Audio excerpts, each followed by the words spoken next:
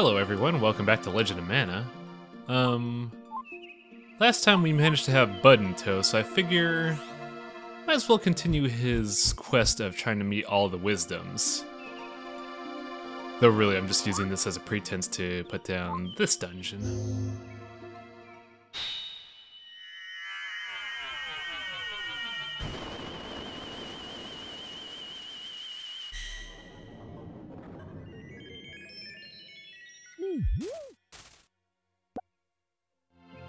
And be sure to remember this non-specific jungle, because shit's gonna pop off here a bunch of times.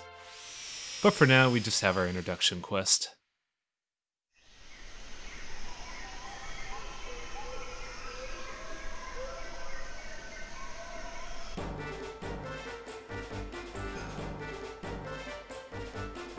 So right off the bat, we are introduced to our good friend, oh, what the hell was that dude's name? Elmer Fudd. Elmer Fudd the bureaucrat and his two buddies. I actually like these guys. They're not, like, particularly important, but they're a fun trope. These characters are just outright fun to see, and they never really do anything stupid. They're assholes, but they're good assholes. That's right, Elmer Fudd's name is Sotheby. And this is why I like these guys. These two individuals have managed to rack up a $10 million debt by working. I don't know how either.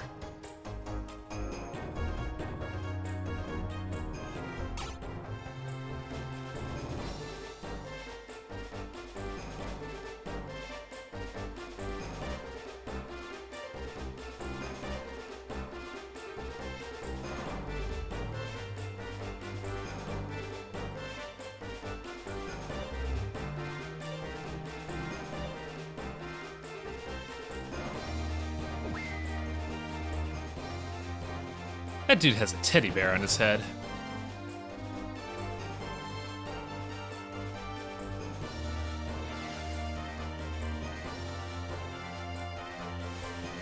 So remember the first video when I said I was fighting Ducate in the first dungeon? I was wrong.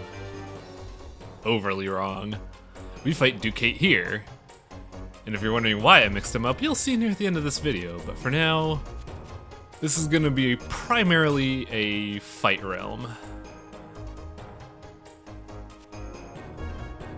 It's like 80% fighting, 20% puzzle, and this is the puzzle segment.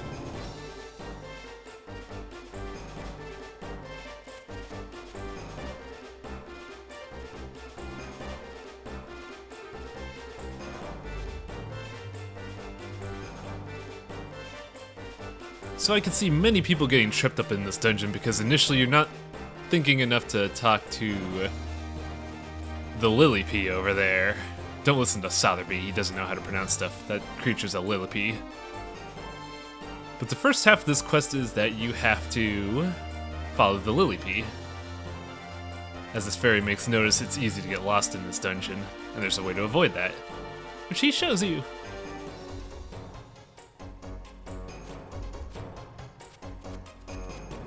Oh yeah, he's slow, and you have to wait for him.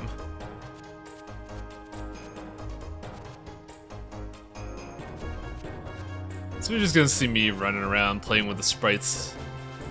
Watch me spinning around a rabbite for no good reason.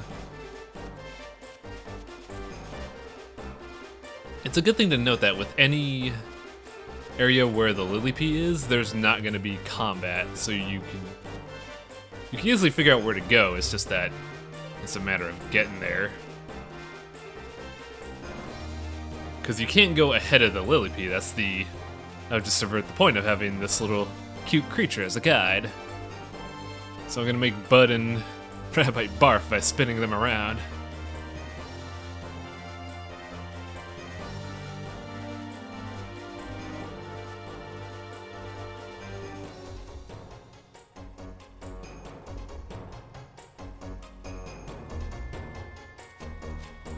This area is interesting because I do enjoy the visual design of pretty much any level with, like, wildlife in it. This area especially because it really just kind of feels like a jungle. It feels like everything just went wild here and there's no basis for growth.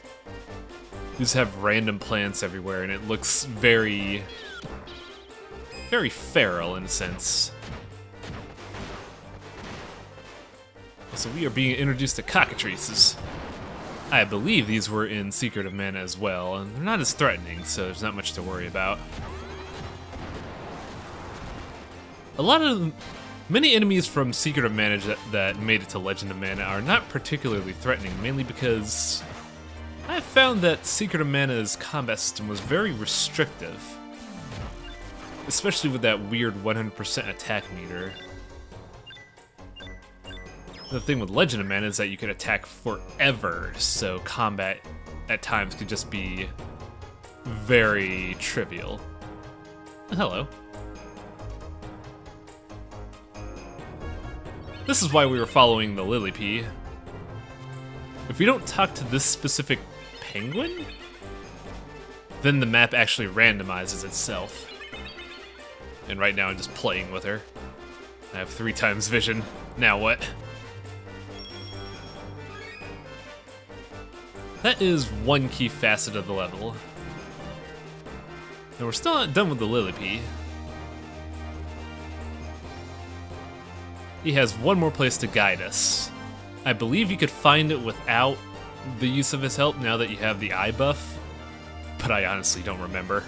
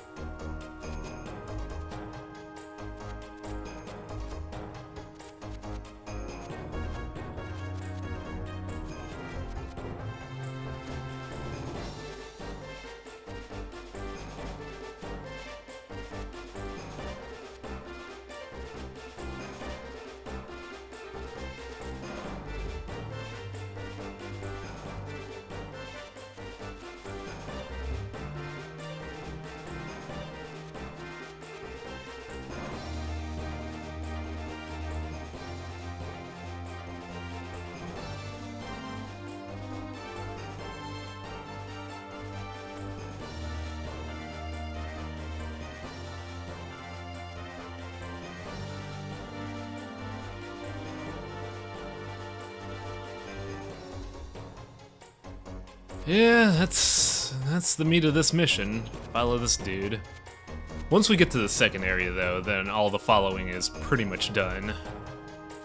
The issue is knowing what to do. And as we could see, this is what you would be like if you didn't get the eye magic from that penguin. Just be wandering around, having no idea where to go. Huh. Zombie meat in a chest.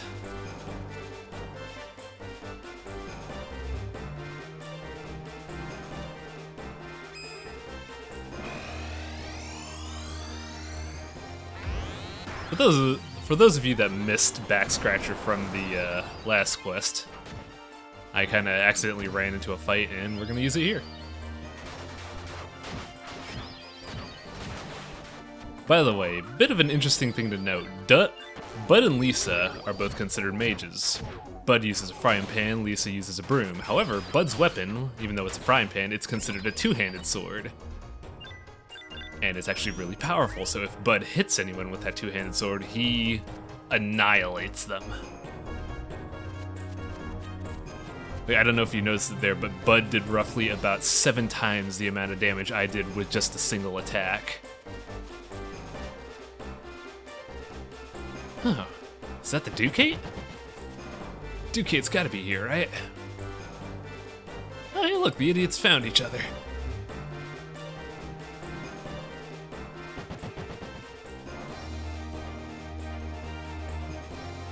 Big animal, huh?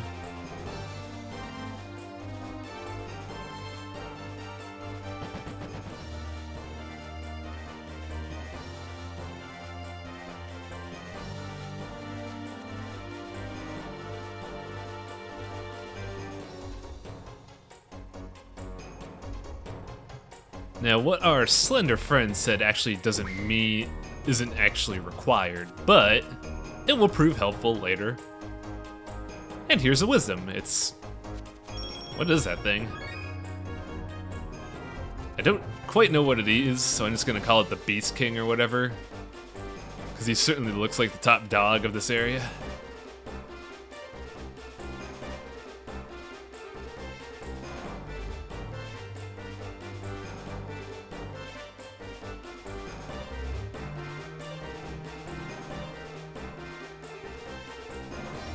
Yeah, that is Rasati. I believe he is considered the king of the beasts, but it's been a while since I've seen, like, a dedicated guide for all the info in this game. He tells Bud that you shouldn't feel any extra emotions, just go with what feels right. Basically, go with the flow. Good advice. Very dandy advice.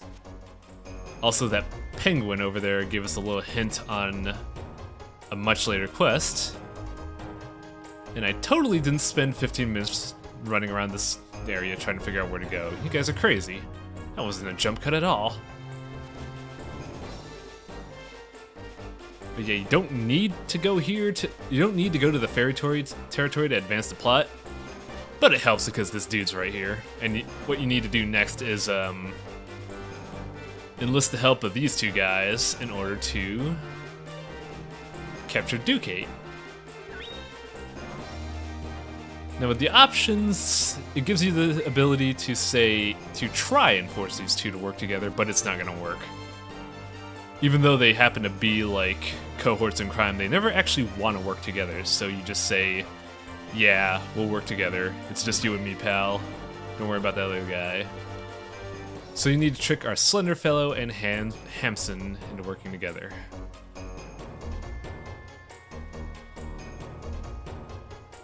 Oh, by the way, the slim dude's name's Skippy.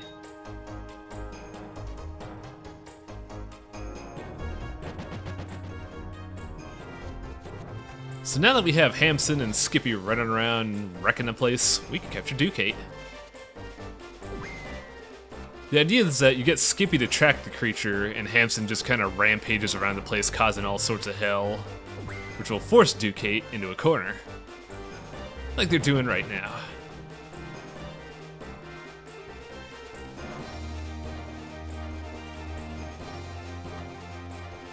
No, that's the wisdom.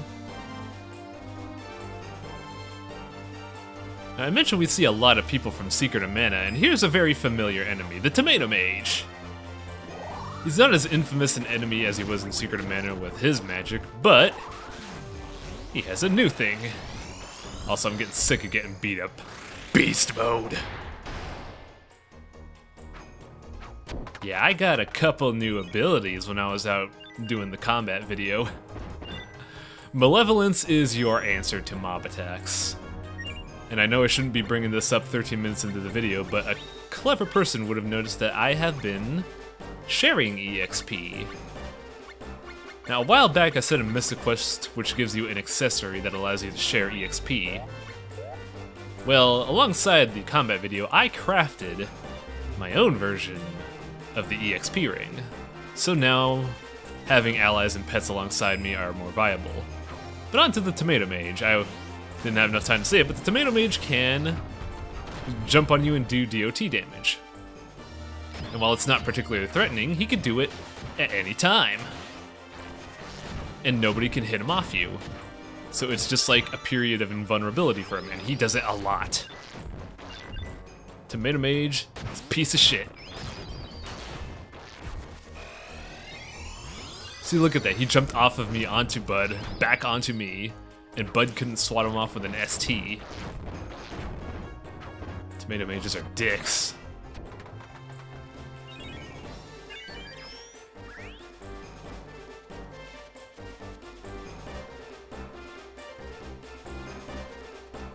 And now we have the Malboro. He's not particularly threatening. He can confuse and shrink you, but really he's this area's EXP farm. Just a big meaty fellow that can give you a lot of EXP all at once. And if you didn't notice it, I just used a unique heavy attack. I actually did not notice that heavy attack until doing this particular video. I don't know how to do it either. It's the same input as the jumping motion, except it's... I don't know what the hell it is. Like, it's a quick attack that does medium damage and throws the enemy backward. But I can't replicate it. I still gotta figure it out, but it's a thing I never knew. That's kind of one thing I like about Legend of Man, you're always finding new things. Oh yeah, boss fight. Say hi to Ducate, he's a color swap. Unlike Duink in the beginning of the game, Ducate's gimmick is that he's high up. He has various attacks based on kicking you, moving around at high speed, and fruit, but the problem is, all of his attacks don't have invulnerability frames. Which means I'm not going to be able to show off his attacks, because I pretty much just beast mode him. If you missed it before, here it is again, Malevolence. Malevolence basically traps any area within your hate radius into an AoE bomb attack. It's really powerful. It's more powerful than previous STs we've gotten before. Here's a new ability, Demon's Howl.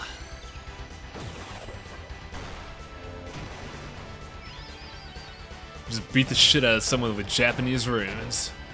Great ability, really good, mainly because the opening attack has such a huge hitbox. Also, there's like 300 Ducates around here, holy shit.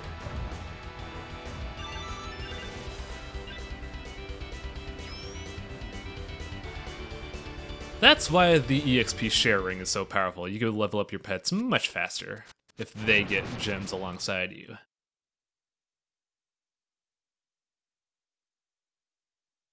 Aw, don't split up, guys. You're a fun duo.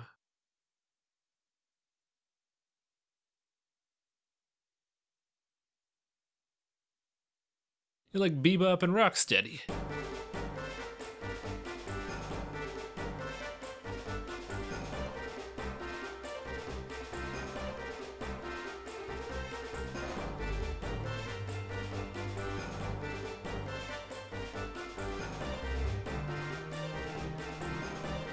Ooh, $500? I mean, it's nice and all, but these guys are in crippling debt. I think they need it.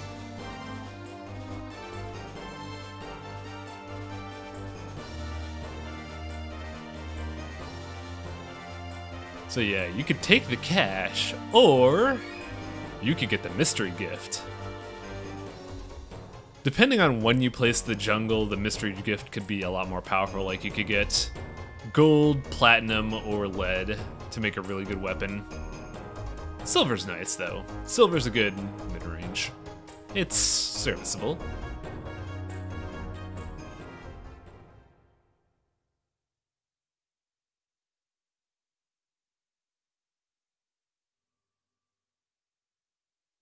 Now, since we have gotten 5 of the 6 wisdoms, we could have access to the 7th one. It's in Gato Grottos. Now, all the guides I've read said that the 7th wisdom is, or this wisdom is random. Like, totally random when it appears. I don't think that's the case. Either that or I have extraordinary luck. You'll see in a minute. We haven't seen this dude yet at all because he doesn't appear much until, like, end plot, but it's Selva, God of the Winds. He's actually, if I remember right, his backstory is that he's a being created from the imagination of a child. So naturally, Selva has a lot to say about being a kid.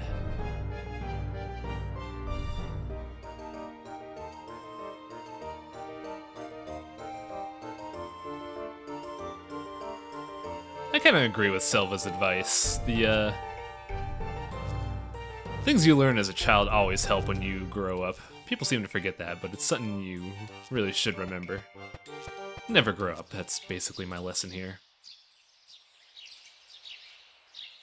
Now this is how you know you've completed Bud's quest.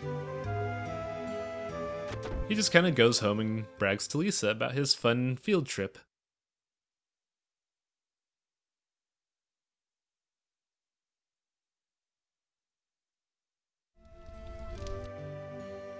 Hey, little cactus. I killed wild animals today. See you folks next time.